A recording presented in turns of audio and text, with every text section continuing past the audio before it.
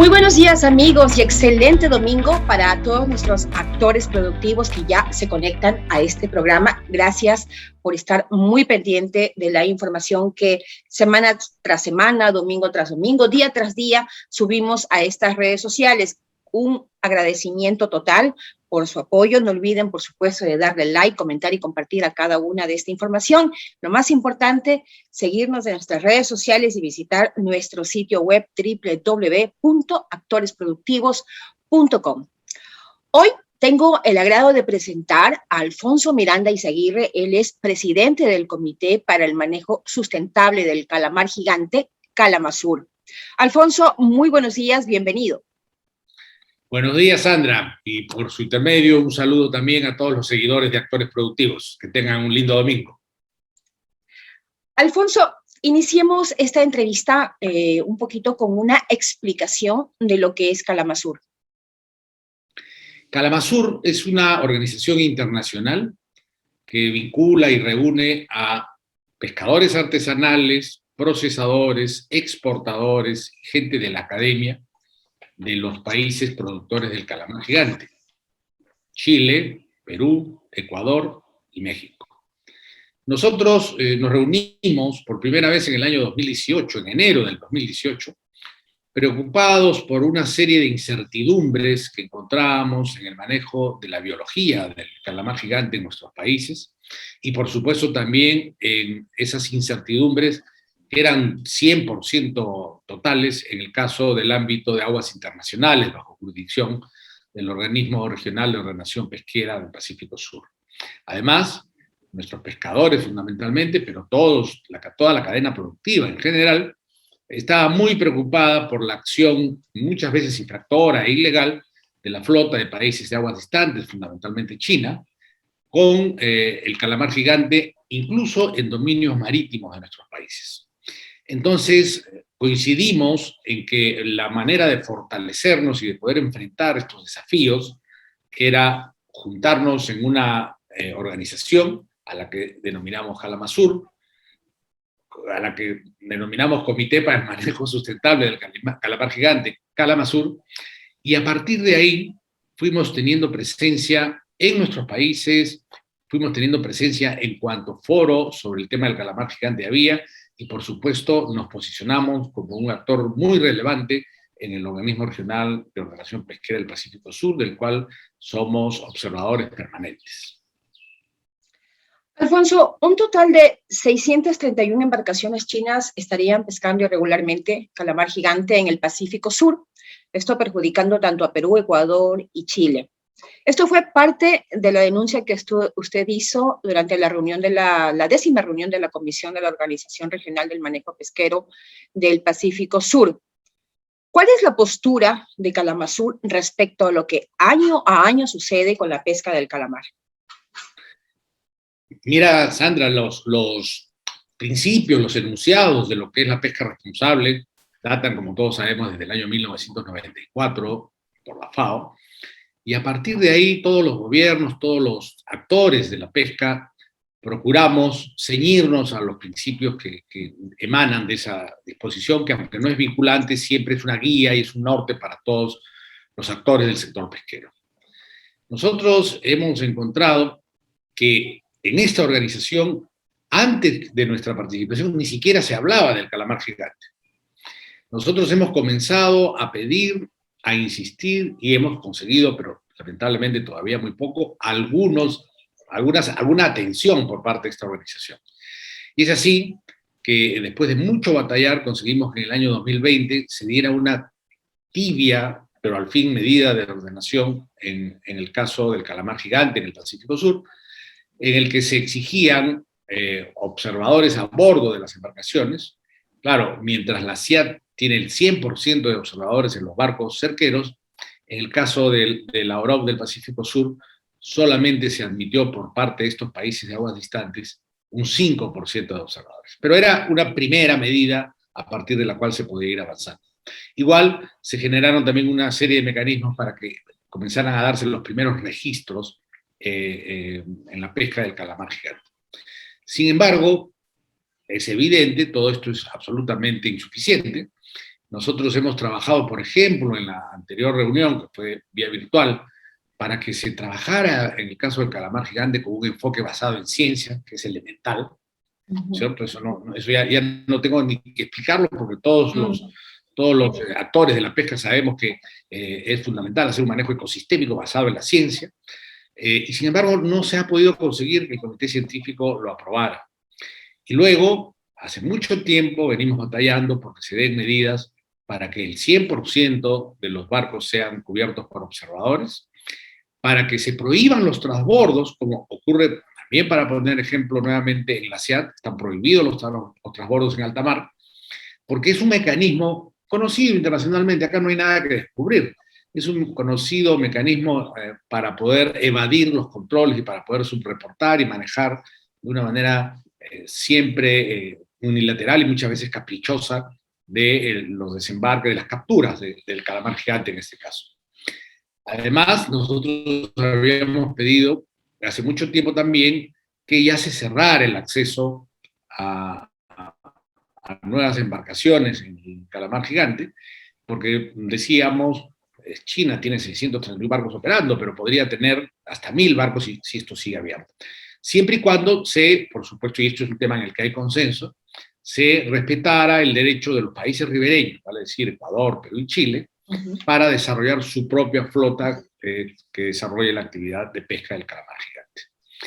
Estas propuestas han sido tomadas por algunos países, la Unión Europea, por ejemplo, Ecuador, que ha acompañado también esta propuesta, incluso Ecuador ha hecho propuestas a nombre propio en los temas de los observadores y de los bordos. Sin embargo, no ha sido igualmente acompañada por Perú y por Chile, tampoco, por supuesto, por los demás países. Y ocurre, entonces, y ahí venía el sentido de la mar gigante en el Pacífico, la definición de pesca ilegal abarca lo que es pesca ilegal, no declarada y no reglamentada. La OROP, entonces, yo estoy seguro que los países no lo desearían, pero por eso hacemos desde Kalamazoo un llamado de atención, porque la OROP estaría permitiendo que 600 embarcaciones, más de 600 embarcaciones, estuvieran realizando pesca no regulada, lo cual está absolutamente proscrito por el acuerdo internacional de la medida del Estado rector del puerto. Justamente otra denuncia de la que usted hizo durante esta reunión de la Comisión de la Organización Regional del Manejo Pesquero del Pacífico Sur es el crecimiento desordenado de las flotas asiáticas de aguas distantes. Lo más preocupante es respecto a lo que usted mencionó, es que se han identificado comportamientos sistemáticos de pesca ilegal en aguas peruanas y ecuatorianas. ¿De pronto usted tiene el nombre de las embarcaciones que han incursionado sin alguna autorización? Fíjese, hay una lista, lamentablemente no la tengo en este momento, pero se las puedo hacer llegar para Por favor. Los seguidores de sectores productivos la conozcan. Pero hay varias embarcaciones, y no lo hemos dicho, que es una organización internacional que trabaja permanentemente haciendo el monitoreo de las embarcaciones y de supuestas conductas que podrían ser infractoras. Y hemos tenido casos de embarcaciones que supuestamente estaban pescando frente a Nueva Zelanda y estaban frente a las costas de Chimbote, en el Perú, por ejemplo. La conducta de estos barcos, además, no es una novedad decir que sean infractoras. Nuestros pescadores artesanales, y yo he conversado con pescadores artesanales de Ecuador también, han referido innumerables veces que en dominio marítimo de esos países se han producido algunas incursiones prohibidas. Esta flota, es una pena decirlo, pero tiene una conducta sistemáticamente, permanentemente infractora, no solamente en el Pacífico Sur, sino en todos los mares del mundo.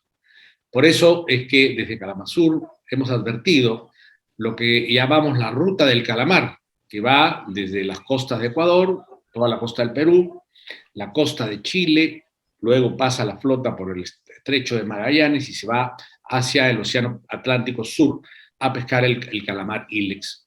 Y esta flota tiene constantes episodios, como lo ha ocurrido también en la costa de Argentina, de violar las jurisdicciones de los países y de hacer capturas totalmente prohibidas y vedadas por el ordenamiento pesquero internacional.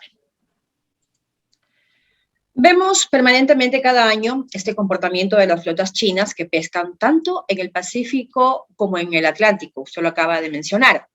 Quizá desde Kalamazoo y desde los estados ecuatoriano, peruano, han hecho algún acercamiento, no solo con el Estado chileno, sino también con el Estado argentino, para hacer una propuesta regional sudamericana y contrarrestar la pesca excesiva de la flota china. Lamentablemente los gobiernos son muy lentos, y esto es un término generoso que estoy utilizando, Sandra, porque es una pena ver, como digo, por ejemplo, que en estas reuniones, excepto el gobierno de Ecuador, los demás gobiernos no se han enterado, o pareciera no querer enterarse de esta grave situación. Sin embargo, los pueblos siempre somos más rápidos, más eficientes y más proactivos que los gobiernos.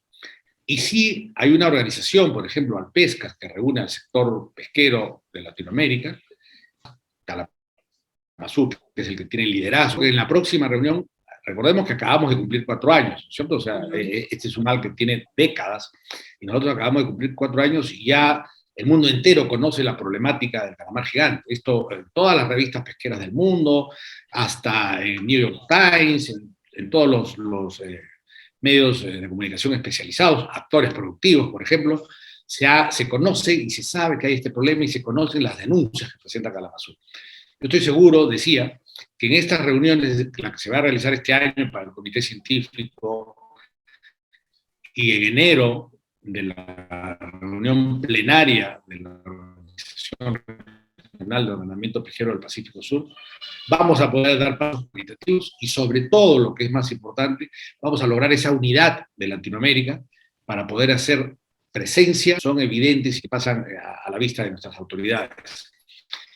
Yo creo, ya lo hemos dicho antes, que este problema ya dejó de ser una dificultad de cada país o del sector pesquero de cada país y se ha convertido en un problema de seguridad regional, y hay que actuar en consecuencia.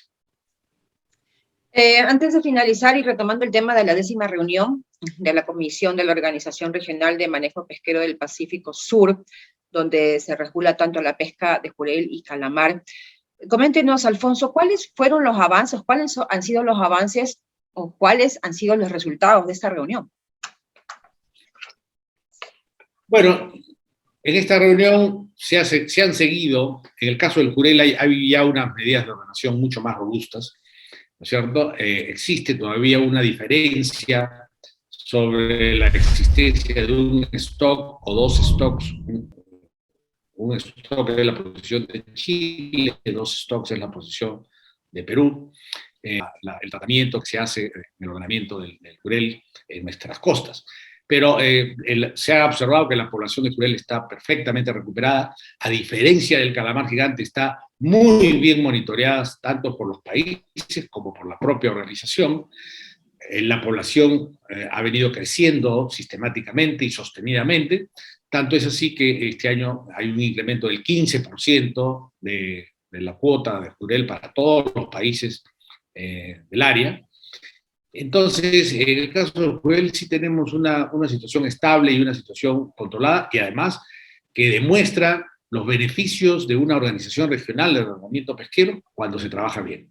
A diferencia de lo que pasa en el calamar, donde a pesar de nuestra insistencia todavía hemos avanzado muy poco, y por eso es que vamos a insistir, porque sabemos que sí es posible y que está en las manos de los países tomar la decisión política de llevar una pesquería basada en ciencia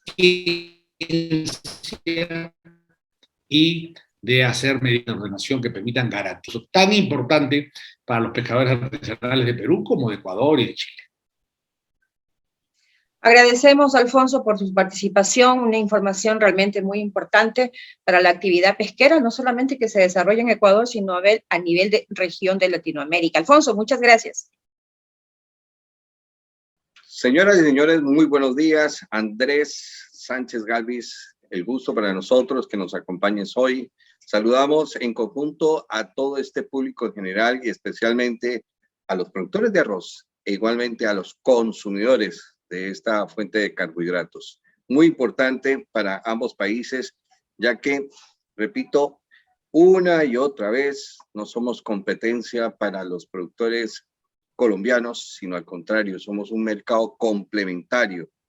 Los productores se sirven de esta demanda colombiana aquí en Ecuador, los colombianos de una fuente de carbohidratos, repito, un arroz de buena calidad ahora, y sobre todo evitar esas escaladas alcistas que, por ejemplo, en el 2000, para citar una cita, imagínense, llegaron a precios exorbitantes. Nosotros dependemos del mercado colombiano en materia de precios. Y yo, Ricardo Andrés, te pregunto, en Colombia, esta semana que ha finalizado, la iniciamos con unos incrementos muy, pero muy importantes en el precio del arroz. ¿Ha sucedido lo mismo en Colombia de lo que tú has podido observar? Muy buenos días, el gusto de tenerte en Actores Productivos. Hola, Juan Carlos, muy buenos días a ti y a todos los productores ecuatorianos y colombianos que también sigan a Actores Productivos. Gracias por la invitación y te comento, pues el precio en Colombia también ha tenido un incremento del precio al productor.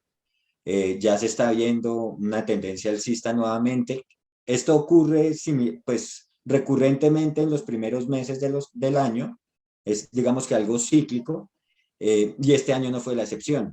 El año antepasado sí no había pasado eso porque había una sobreoferta en el mercado colombiano, y yo he preparado una presentación como para explicar cómo ha sido el comportamiento del mercado colombiano, y que, así como tú lo comentas, el arroz ecuatoriano que ingresa al país básicamente no es una amenaza para el sector arrocero colombiano. Las cifras lo demuestran, y adicionalmente pues sirve para paliar a veces esas deficiencias o ese déficit que se presenta a nivel local sobre el arroz y el consumo de arroz en Colombia, como el sector arrocero colombiano y sus desafíos de competitividad. Eh, Como habías comentado, yo soy un economista con una maestría en desarrollo rural, gerente general de Sangal Crops, que es la compañía que preseo, y conocimiento por más de 15 años del sector colombiano, del sector agropecuario. El mercado de arroz en Colombia, digamos, este es el contenido que decidí tomar. Mercado de arroz en Colombia, luego hablaremos de las importaciones de arroz en Colombia, de los precios al productor en dólares, para que podamos comparar ese precio, ya que la economía ecuatoriana está dolarizada, los costos de producción, que es un factor determinante en si un sector va a continuar o no siendo productivo, porque en la medida que sus costos de producción no sean buenos, o que su costo unitario pues no esté de manera competitiva con los principales mercados, es un sector que va a desaparecer en el futuro. Y algunas conclusiones pues referente a esta charla, esta presentación que tenemos hoy. Gracias nuevamente por la invitación. Bueno, pues, ¿qué les puedo decir? El mercado colombiano tiene dos sistemas de producción: el sistema de producción riego y el sistema de producción secano. ¿Cuál es la diferencia? Básicamente que en el sistema de producción riego yo tengo la posibilidad, como diría uno, de abrir el grifo para que tengamos agua en los momentos en que el cultivo más lo requiera. Eso se da principalmente en distritos de riego. Aquellos que no están vinculados a un distrito de riego pues tienen una concesión de agua que les permite utilizar ese recurso para obtener no solo mejores rendimientos, sino pues una producción que podría ser constante en el tiempo. De ahí la importancia de la infraestructura. ¿Qué pasa con el sistema de producción secano? Básicamente es un sistema que depende de la temporada de lluvias. Entonces, esto genera en Colombia una concentración de las siembras y asimismo de la cosecha, con un efecto de economía básica, que es cuando hay mucha oferta, normalmente cae el precio. Entonces, en los meses de abril, acá hay un dicho, no sé si en Ecuador lo mencionen también, y es que abril, se dice abril lluvias mil. Entonces, los meses de abril, de mayo, son meses en los que se siembra mucho arroz, principalmente en los llanos, que es lo que estoy presentando ahorita. Bueno, voy a usar acá un puntero como para que se pueda observar mejor. Y entonces, esta es la parte que nosotros, o que ha sido llamada acá en Colombia como los llanos, la zona llanos, y en la que predomina el sistema de producción secano. Ya salieron los datos oficiales de la producción y del área sembrada en Colombia. Esto lo desarrolla en convenio la Federación Nacional de Arroceros con el Departamento Administrativo Nacional de Estadísticas, donde cada uno pues aporta, digamos, su conocimiento. El Departamento Administrativo Nacional de Estadísticas, DANE, todo el conocimiento estadístico, y FEDEARROZ, pues el conocimiento de las zonas, de las regiones, de su experticia, que en este caso es el arroz. Entonces, ¿qué arrojó pues esta encuesta, que se llama Encuesta Nacional de Arroz Mecanizado, y que cualquier productor de Ecuador o de Colombia puede consultarlo a través de la página del DANE? Entonces, ¿qué nos dice? Pues que en el año 2021 se estima que se sembraron 544.000 hectáreas de arroz en el país, donde Llanos presentó digamos, el mayor porcentaje de área sembrada. Esto tiene una explicación, diría yo, lógica, y es que los llanos ha venido siendo una de las zonas donde los costos de producción son más bajos. Incluso el costo unitario de producir una tonelada de arroz país verde pues es mucho más competitivo que el de otras zonas. Entonces, esta es una de las razones por las que se ha venido incrementando el área sembrada en la zona, que ya alcanza pues al 51% del total del país. Estamos diciendo que que la mitad del área sembrada en el país se siembra en la zona llanos. Luego viene la zona centro, que ha sido una zona tradicional de siembra. Ahí encontramos a los departamentos de Tolima y Huila, con un 23% de área. Y cuando comparamos su participación en producción y en tanto de zona llanos como centro, pues vemos que la participación de la zona centro es mayor, porque los rendimientos son mayores, dado que casi todo, por no decir que todo, se siembra exclusivamente bajo el sistema de riego. Hay otros factores determinantes, si se usa semilla certificada o no. Este comportamiento de la semilla certificada cambia de un semestre a otro, de un año al otro, porque a veces los productores, cuando empiezan a ver que los precios empiezan a bajar, pues empiezan a reducir costos. Y una de las formas de reducir costos que normalmente uno ve o puede observar en campo es que ellos dejan de utilizar semilla certificada para reducir sus costos y utilizan el paddy, lo que ellos mismos cosechan, como semilla. Que si es una buena práctica o una mala práctica, pues digamos que en este tema de competitividad cada uno va buscando cuál es su alternativa, y algunos productores han tomado esa decisión de usar el paddy verde como semilla. Estos valores, por ejemplo, hay años en los que el 50% del área sembrada en el país puede ser semilla certificada y el 50% restante pues paddy. Esto depende mucho de las condiciones de mercado, como les comentaba. Cuando los precios están buenos, alcistas, normalmente ellos sí compran semilla certificada, pues porque digamos que ese precio que esperan a la hora de la cosecha va a compensar este incremento en este costo de semilla. Con respecto, por ejemplo, a las densidades de siembra, estas también pueden variar dependiendo de la forma en la que se siembre. Entonces, hay siembra al voleo, hay con sembradoras de precisión, hay incluso trasplante en algunas zonas, que esto puede, digamos, decir alguien al voleo, alguien que siembra al voleo, un productor que siembra al voleo puede estar sembrando alrededor de más de 150 kilogramos de semilla por hectárea, mientras que alguien que tenga una sembradora de precisión de pronto puede estar en 120 o menos kilogramos por hectárea, y densidades muy bajas, sobre todo cuando se hace a través de trasplante. Otra, digamos, condición del mercado del arroz en Colombia es que el DANE, el Departamento Administrativo Nacional de Estadística, como les había comentado, tiene una encuesta que se llama la encuesta de calidad de vida, y en ella se hace seguimiento al comportamiento del consumo de arroz. El consumo de arroz en el país, en Colombia, estuvo en 46 kilos para el año 2020. Sigue estando por debajo de otros países internacionalmente como China, por ejemplo, que llega a 100 kilos por persona año, u otros países asiáticos que están muy cercanos a ese nivel. Entonces, el mercado colombiano está a menos de la mitad del consumo por persona de lo que hace China.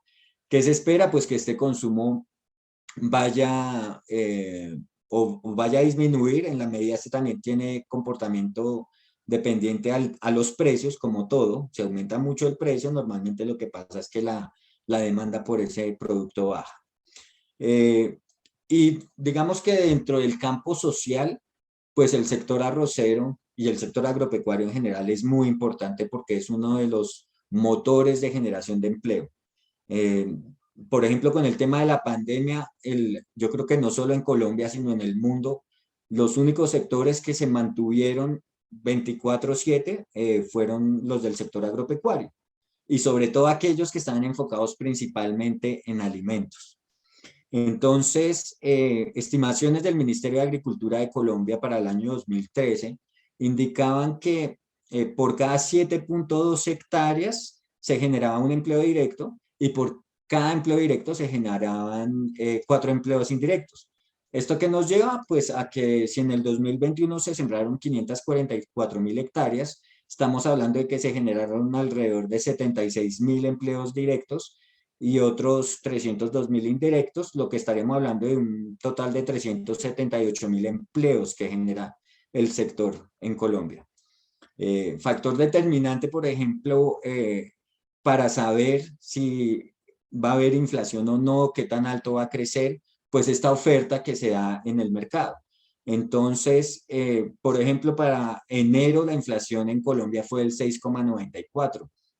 Está muy por encima, digamos, de la inflación objetivo por parte del Banco de la República de Colombia, y el año pasado fue 5,62.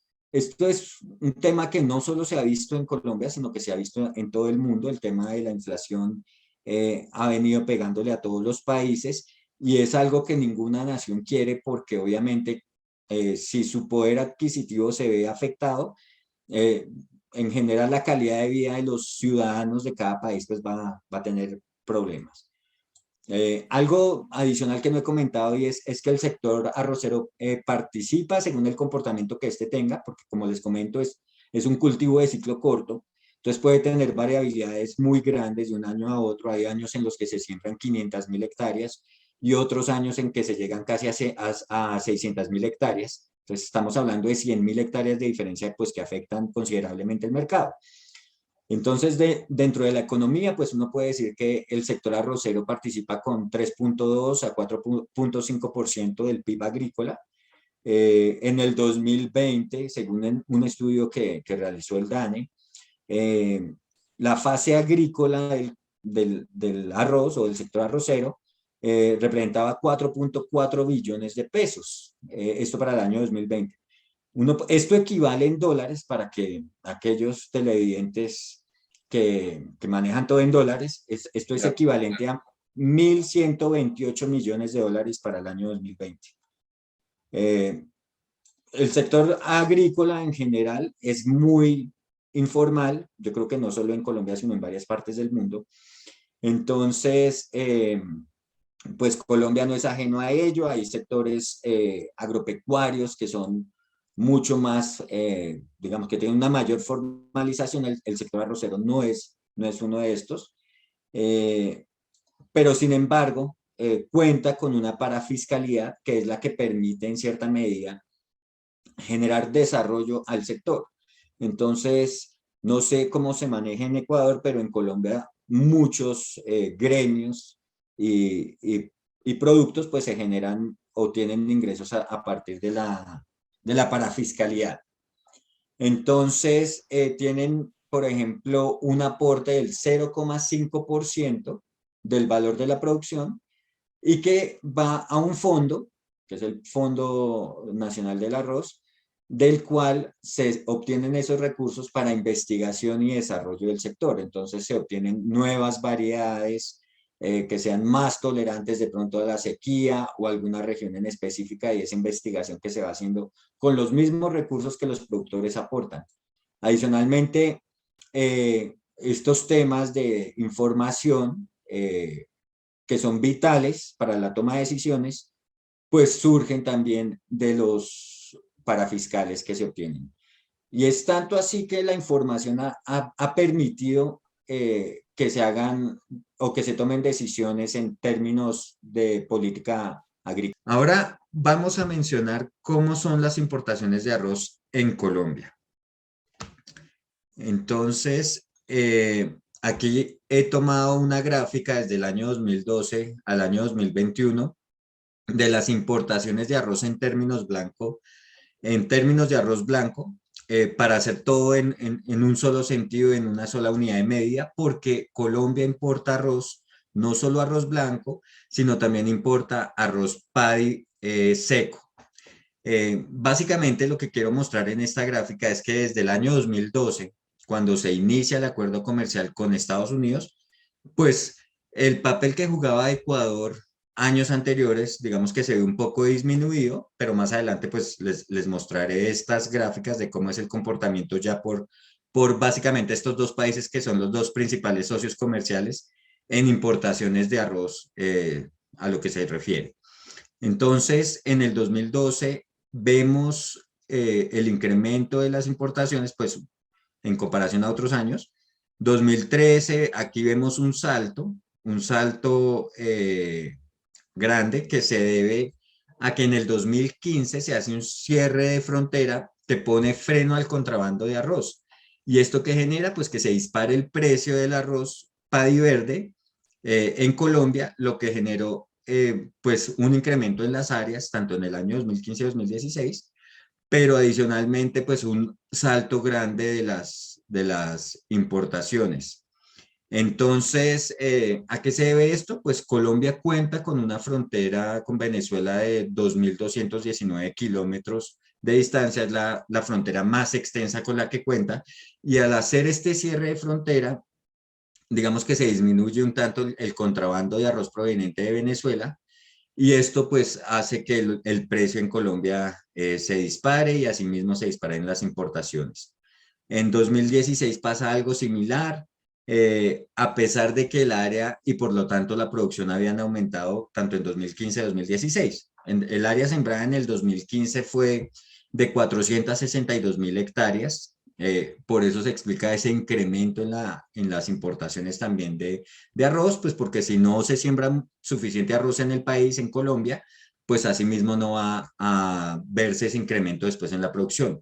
2016, dado ese incremento de los precios, se aumenta casi en 100.000 hectáreas la diferencia de área entre el 2015 y 2016, porque, voy a poner aquí el puntero, me disculpan, porque lo que vemos es que pasamos o se pasó en área sembrada en arroz en Colombia de 462.000 hectáreas a 570.000 hectáreas, para ser exactos, 570.802 hectáreas en el 2016. Y como aún esos precios eran favorables para el productor, entonces en el 2017 incluso se incrementa el área. Por eso vemos después una reducción. En el 2017 el área fue casi 600.000 hectáreas, fue de 595.000 hectáreas. Entonces, ya con toda esa oferta que venía del año 2016 más la del 2017, por eso se ve una reducción de las importaciones de arroz a 110.000 toneladas en términos de arroz blanco. Acá vemos algo similar, 2018 vuelve y baja el área, que son ciclos que se producen porque los productores responden al comportamiento del precio interno. Entonces, cuando el precio interno está bueno, ellos se animan a sembrar, aumentan las áreas y digamos que algo de economía básica es que cuando aumenta la oferta, pues normalmente cae el precio. Y esto es lo que se observa en el mercado nacional arrocero. 2020 es la cifra en área sembrada máxima alcanzada en siembras porque los precios estuvieron por encima de los máximos históricos y por eso en el 2020 se llegaron a una siembra de 596.000 hectáreas, que es lo máximo que se ha sembrado en el país. Y también por esa razón, por ese incremento de las áreas, pues vemos cómo disminuye en el año 2021 las importaciones y llegan a 29.000 toneladas para el cierre del año. Esto es información de Agronet, que está basada también en la información de las aduanas nacionales, que es la la DIAN, para el caso colombiano. Eh, Ahora vamos a observar cómo son el comportamiento, pues, para estos dos principales socios comerciales que son Ecuador y Estados Unidos. Entonces, como les comentaba, pues acá se ve cómo Estados Unidos entra, tan pronto entra en vigencia el acuerdo comercial, pues empieza a ganar participación en el mercado colombiano. Incluso en el 2015 vemos cómo baja pues digamos, la participación de Ecuador en importaciones a llegar solo a 1.000 toneladas aproximadamente, mientras que Estados Unidos o el resto de las importaciones fueron prácticamente de Estados Unidos.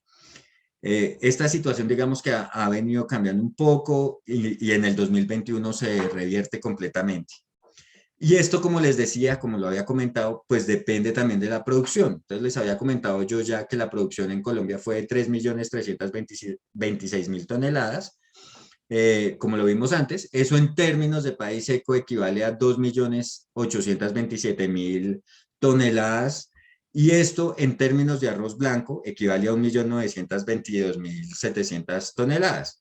Es decir, que en el 2020 las importaciones de arroz proveniente de Ecuador eran equivalente al 2.3% de la producción y las importaciones totales equivalen al 10,6% de la producción. Esto nos lleva a una conclusión y es que el principal problema en Colombia no son las importaciones de arroz. Ahora bien, para el año 2021, según la información de Agronet, como les había comentado, se importaron 29.000 toneladas. Perdón, sí, 29.000 toneladas, de las cuales el 67% de esas importaciones provenían de Ecuador, que equivalen a 19.626 toneladas. Es decir, que Ecuador el año pasado fue el principal país del que se importó arroz. Una buena noticia, digamos, para los ecuatorianos. Y lo que les digo, el mercado colombiano necesita de ese arroz ecuatoriano, principalmente porque es un vecino país, porque está cerca. Entonces, uno podría decir que esas importaciones pues son en cierto modo más económicas siempre y cuando la diferencia de precios entre el arroz ecuatoriano y el arroz colombiano pues sea significativa o ligeramente tenga digamos, una diferenciación que permita que el arroz entre. Porque a pesar pues del tema de tasa de cambio, Colombia ha tenido una de las monedas más devaluadas. Por otro lado, ¿qué más podemos ver aquí? Pues, bueno, las importaciones de Ecuador también dependen del momento en el que vayan a ingresar. Colombia tiene un acuerdo comercial con Ecuador, el de la Comunidad Andina, del cual hace parte, y entonces han quedado unos contingentes, unas importaciones que pueden ingresar de Ecuador, pero para unos meses específicos. Como lo había comentado, Colombia tiene una estacionalidad en la producción y entonces pues Colombia se cuida mucho de que ese arroz ecuatoriano o de otros países incluso no vaya a ingresar en las épocas de mayores cosechas que ocurren en el país, es decir, en los meses de agosto, septiembre y octubre. Por eso el arroz ecuatoriano normalmente entra en diciembre o entra a principios del año. También es importante mencionar que hay unos contingentes que se acordaron o que quedó en el acuerdo con Estados Unidos y para este año, 2022, en el primer contingente que se subastó el 24 de enero, fue por un volumen de 85.193 toneladas. La segunda subasta va a ser el 2 de junio por 17.834 toneladas. Y la última subasta será el 6 de octubre, que va a ser por 18.938 toneladas. Este ingreso, como ya lo mencioné, pues depende de los oferentes que hayan, de las personas que estén dispuestas a comprar ese arroz. Ya la primera subasta que se realizó, digamos que fue ofertada en su totalidad, fue comprada en su totalidad. Esta subasta se compró a $38 el certificado. El precio en Estados Unidos está alrededor de $625. Entonces, cuando uno incluye los costos de transporte, de fletes, de seguros, y este precio de referencia de $625 más los 38 de la subasta, podríamos estar hablando que el arroz en puerto traído proveniente de Estados Unidos puede estar de $725. Y esto en quintales, para hacerme entender un poco mejor con ustedes los ecuatorianos, estaríamos hablando de $34 el quintal, que es un precio, diría yo, que está por encima, un precio alto en comparación pues a otros años. Ecuador tiene un contingente o la posibilidad de que ingrese arroz proveniente de Ecuador a cero arancel de 104.282 toneladas. Normalmente no ingresa todo ese cupo, como vemos en años anteriores, existía la posibilidad también de que ingresara más arroz, pero pues no ha ingresado este arroz. Lo que vimos, como ya lo comenté, fueron 19.626 toneladas. Y lo que ha venido ingresando, pues también es, y parece ser que este año no va a ser la excepción, es principalmente de Estados Unidos, según pues la información de la primera subasta que ya se realizó. Estas subastas, sin contar la reciente, la del 2022, han representado ingresos para Colombia de estas utilidades en promedio durante lo que lleva el acuerdo comercial, o sea, los años que estamos observando, de un ingreso de $87 millones, que es lo que estaría ingresando por el acuerdo comercial solo referente a las subastas que se han llevado a cabo, tomando el promedio del precio de la subasta, del certificado. Cuéntame, Juan Carlos. Lo que comentas es muy importante, sobre todo porque no hay una planificación desde el lado de Ecuador para invadir al mercado ecuatoriano. Esto es baches, oportunidades de negocio. Sube el arroz en Colombia, desde luego es más fácil a cualquier comerciante allá en el vecino país venir aquí en Ecuador, que lo trata muy bien y va a encontrar siempre producto que comprar, aún con dolarización, aún con los innúmeros problemas actuales, aumento de los combustibles, impuestos y demás. Ecuador sigue siendo una oferta interesante y oportuna para Colombia, desde mi punto de vista. Entonces, muy buena observación, sobre todo porque los mismos gremios, y tengo que decirlo, y se lo digo a usted directamente, señor de Fedearroz, al gerente general, que diga que hay que acabar con la comunidad andina, que porque Ecuador va a exterminar a los productores arroceros. Gracias, las cifras están ahí. Esto demuestra que debe ser un mercado complementario y está nuestro principal objetivo de tener estas indicaciones de un especialista como lo es Ricardo. Simplemente hago esta observación porque hay que decir las verdades y no se puede seguir jugando ni con los consumidores colombianos que pagan un arroz a alto precio, ni con los aquí agricultores que siempre ven en la ventana colombiana un buen comprador y sobre todo un nivelador de mercado. Sigue, por favor, Ricardo. Listo, gracias, Juan Carlos. Y como podemos ver, por ejemplo, para el 2020, estaríamos hablando que esto es casi el 10% de la producción total del país. El total de importaciones, teniendo en cuenta las importaciones de Estados Unidos, que sí son más significativas, digamos, en términos de volumen, que las de Ecuador. Sin embargo, 2021, pues cuando hay tanta oferta en el país, básicamente vemos cómo se caen las importaciones provenientes del resto del mundo, ¿no? Tanto de Estados Unidos como de Ecuador o de otros países. Incluso en el 2021, el año pasado, se había excedido la capacidad de almacenamiento del país. Entonces tuvieron que recurrir la industria a almacenar arroz en silos bolsa para poder, digamos, seguir participando del incentivo al almacenamiento, pero adicionalmente garantizar la compra de todo el arroz que se producía en el país y que no se fuera de pronto a perder porque la industria no la iba a comprar, que era uno de los principales temores de los productores, sobre todo aquellos que no habían sido financiados por la industria, porque en Colombia uno de los grandes financiadores de los productores de arroz es la industria, que al final pues a la industria le interesa mantener su, su infraestructura utilizada. Entonces ellos financian a los productores y después lo que pasa es que cuando el productor lleva su arroz, pues le dice, estas son sus utilidades, esto es lo que le quedó, o le puede pasar en el peor de los casos, usted me debe tanto, cuando las condiciones del mercado, pues del precio, vienen a la baja. Ya podríamos entrar ahora sí a revisar un poco el tema de precios al productor, que nos explica también qué pasa y por qué se importa arroz de Ecuador.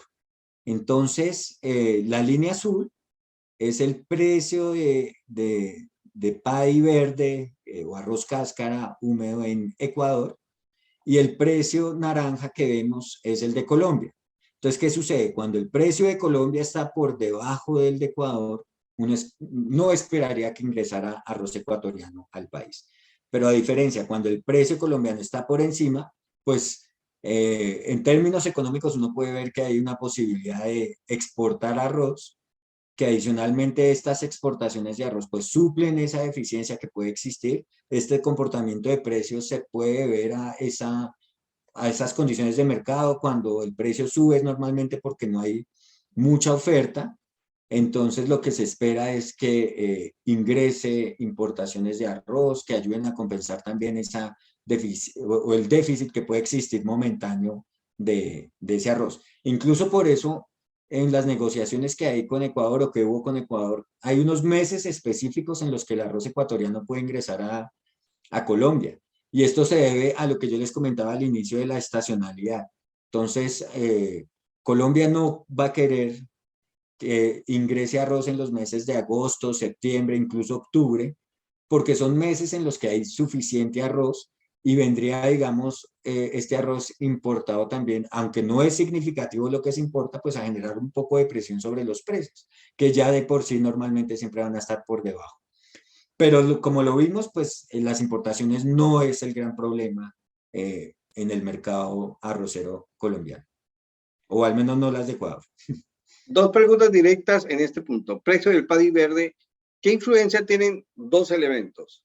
La devaluación del peso colombiano frente al dólar y esta firma de un tratado que poco a poco le permite a Estados Unidos ingresar con más contingentes de arroz a Colombia. Sin duda alguna, o sea, acá como lo estamos viendo en dólares, podemos ver que el efecto de la tasa de cambio es grandísimo. A pesar de la devaluación, de que Colombia sea uno de los países con su moneda más devaluada del mundo, a pesar de eso, no alcanzamos todavía a ser competitivos para estos años con Ecuador, porque lo que estamos viendo es que el precio colombiano aún está por encima, inclusive con esa devaluación tan alta. Entonces, afecta, claro, o sea, se hace más costoso también importar arroz, por eso vemos que en teoría mejora la competitividad. Estamos hablando de tasas de cambio que han superado la barrera de los 4.000 pesos por dólar, que era algo que no se esperaba, pero pues que está afectando considerablemente la economía, y que además no solo afecta las importaciones de arroz, sino las importaciones de insumos necesarios para la producción de arroz. Entonces, ¿qué se está viendo ahorita en el 2022? Un incremento considerable en los costos de producción, no solo del sector arrocero, sino en general del sector agropecuario, porque la urea ha subido, porque, bueno, en general los fertilizantes, ingredientes activos, porque muchas agroquímicos que se producían en la India y en China, pues muchas plantas cerraron por temas ambientales o porque están cambiando digamos que están modernizando o cambiando su economía adicionalmente. Entonces, todo esto ha hecho que hayan incrementos en los costos de producción referente a insumos, ¿no? Ese por el lado de la tasa de cambio. Con respecto a Estados Unidos, pues hay unos contingentes que quedaron en el acuerdo. Hay un arroz, básicamente, que ingresa, en teoría, cero arancel, pero en realidad lo que se hace es pagar por unos certificados. Tema de costos de producción. Entonces, ¿qué pasa en Colombia? Yo les decía, hay dos sistemas de producción, el sistema riego y el sistema secano. Entonces, en el sistema riego vemos que hay un costo del riego que está cercano a los $100 por hectárea, ¿sí? Este costo, pues obviamente no lo tiene el sistema secano porque digamos que su agua proviene, el agua lluvia, que no está valorada para este costo de producción. Pero digamos que uno podría valorarlo dependiendo de aquellos que tengan de pronto reservorios o hagan algún tipo de manejo para conservar el agua para futuros, eh, digamos, futuros meses. Entonces, en semilla, pues en semilla acá tenemos un costo de semilla que es importante.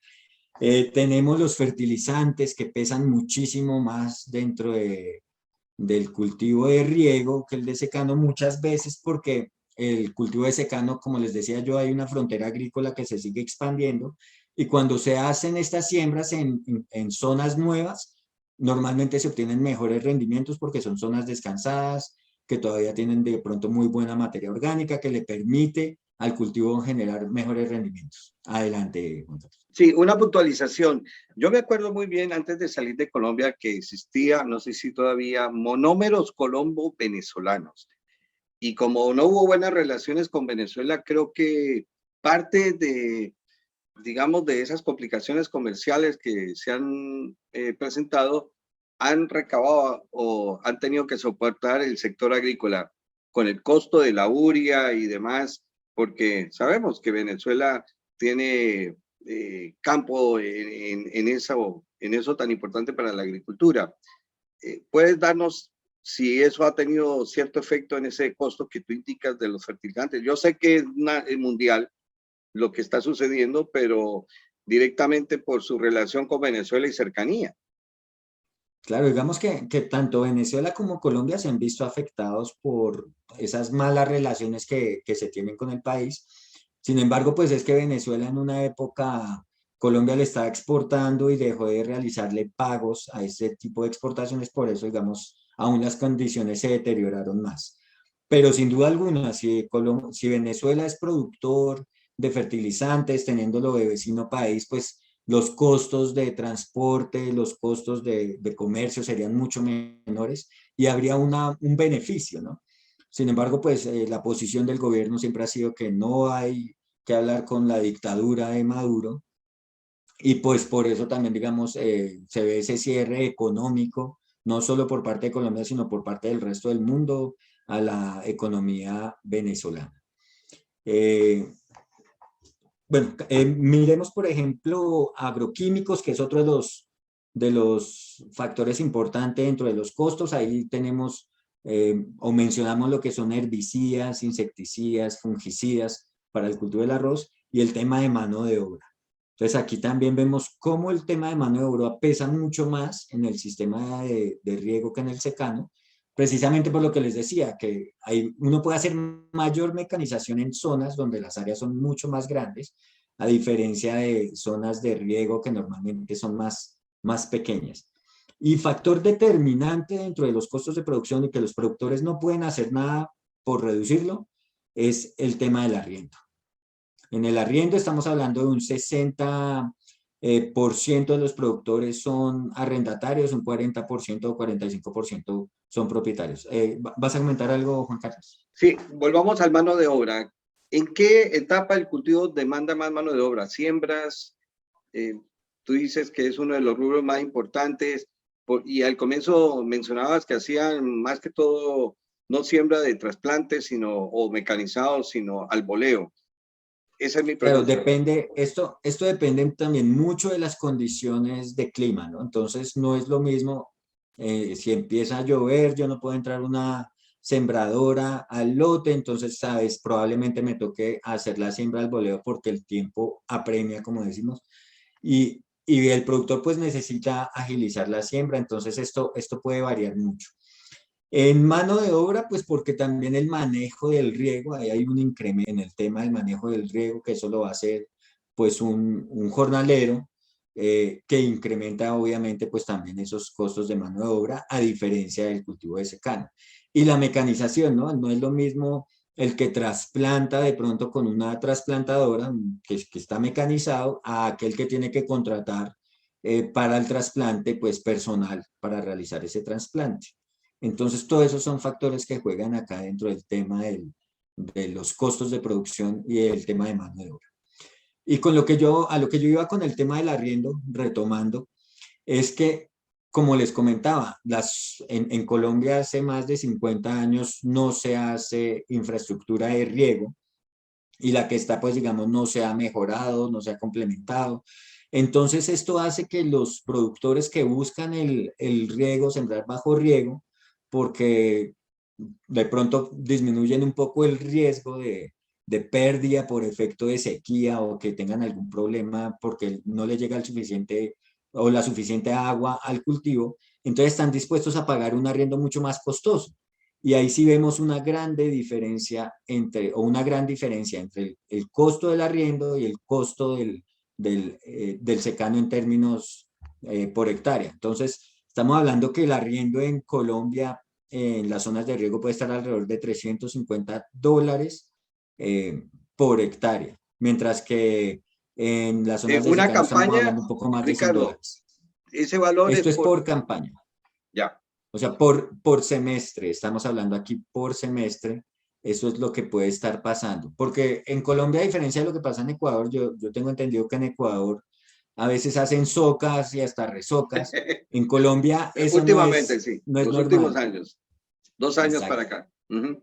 Eso puede ser un tema de competitividad, una de las razones por las que Ecuador también disminuye tiempos, disminuye costos y lo hace de pronto más competitivo, porque así los rendimientos no sean muy altos, al final el tema de competitividad se mide es cuánto me cuesta por tonelada. Entonces, para darles un dato aquí, Ya. el riego, el costo por tonelada es de $317, ¿sí? Digamos, a mí me cuesta producir una tonelada de paddy $317 y en secano me puede estar costando $285, hablando, digamos, en promedio, porque obviamente hay productores que están por encima o un poco por debajo de ese valor. Ahora, no es tanto el costo en sí del agua, sino me imagino el bombeo, el costo del combustible de maquinaria y personal. Claro, digamos, todos esos costos, digamos, yo los tengo que tener en cuenta a la hora de calcular mi costo unitario, que es el que les estaba comentando. O sea, si yo puedo vender a $317 por tonelada, estoy en punto de equilibrio para riego y $285 por tonelada para secar. Si ya lo que venga de ahí para arriba, pues es ganancia y si está por debajo, yo ya voy a pérdida, basado en estos costos del año 2020. Pero vamos más rápido, de todos modos, comparando cifras, esto del Ok. alquiler en Ecuador, bien, digamos, un lote bien localizado, con facilidad de acceso permanente, con riego permanente, está alrededor de los 350 y $400 también por campaña. Ya igual aquí el alquiler se ha puesto bastante elevado. Otros, ¿qué indicarías? Listo, pues aquí digamos, bueno, en otros está el tema de parafiscales, de administración.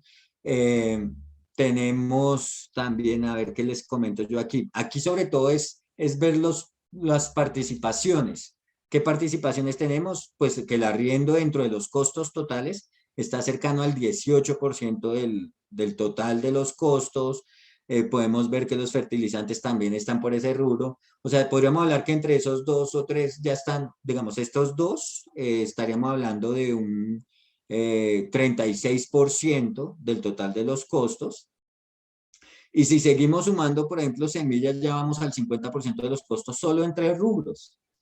Entonces, esto significa que hay campos en los que, por más que se quiera ser competitivo, difícilmente se puede lograr porque el costo del arriendo no hay forma de reducir ese costo porque yo no soy el propietario de la tierra.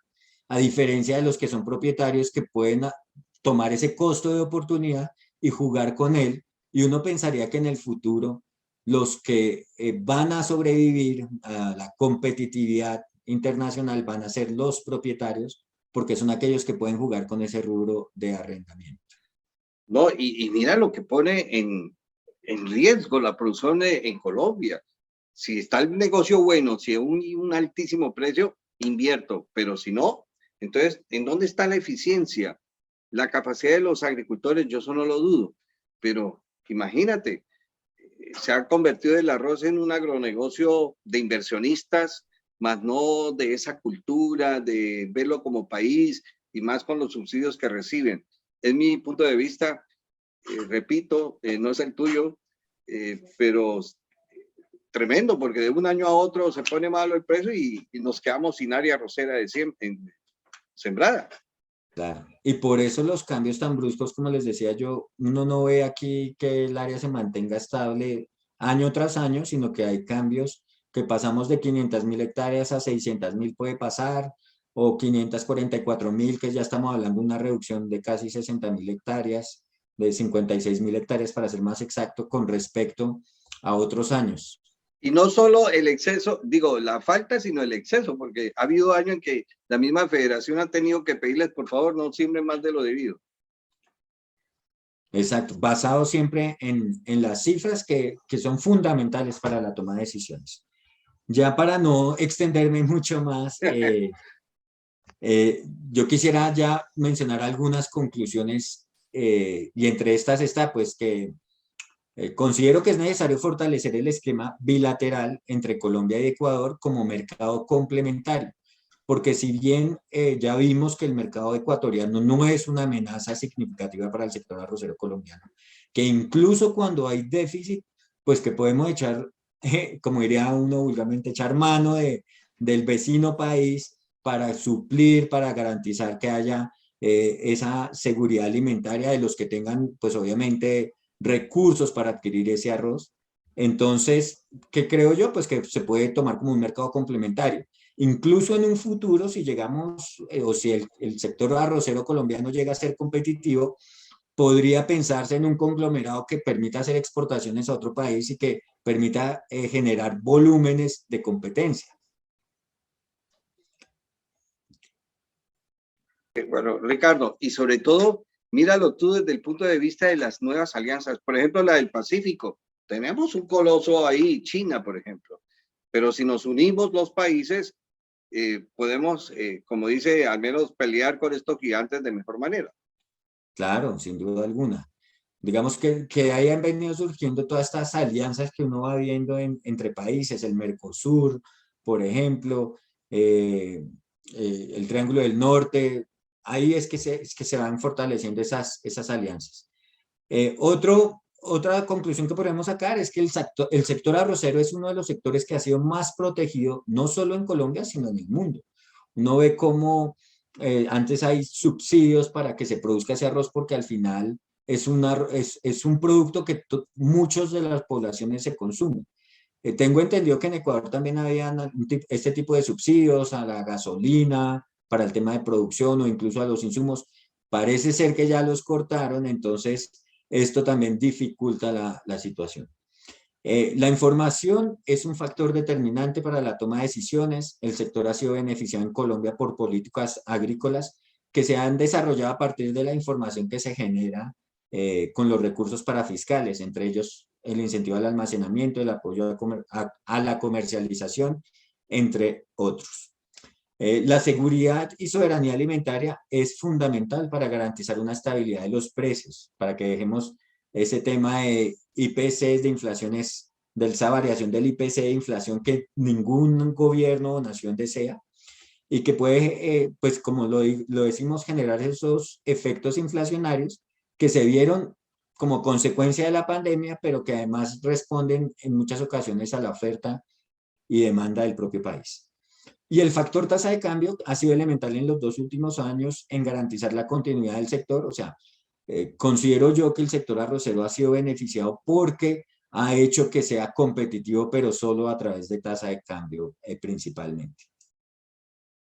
Juan, muchas gracias por la invitación a Actores Productivos. Espero que la presentación haya sido del agrado de cada uno de ustedes, que haya sido ilustrativa acerca del mercado colombiano y los desafíos que tiene el mercado colombiano en vista que los acuerdos comerciales se siguen suscribiendo, los aranceles siguen disminuyendo y que el que no sea competitivo en el futuro pues está condenado a desaparecer. Les agradezco enormemente la invitación y espero verlos en una próxima oportunidad. Mil gracias.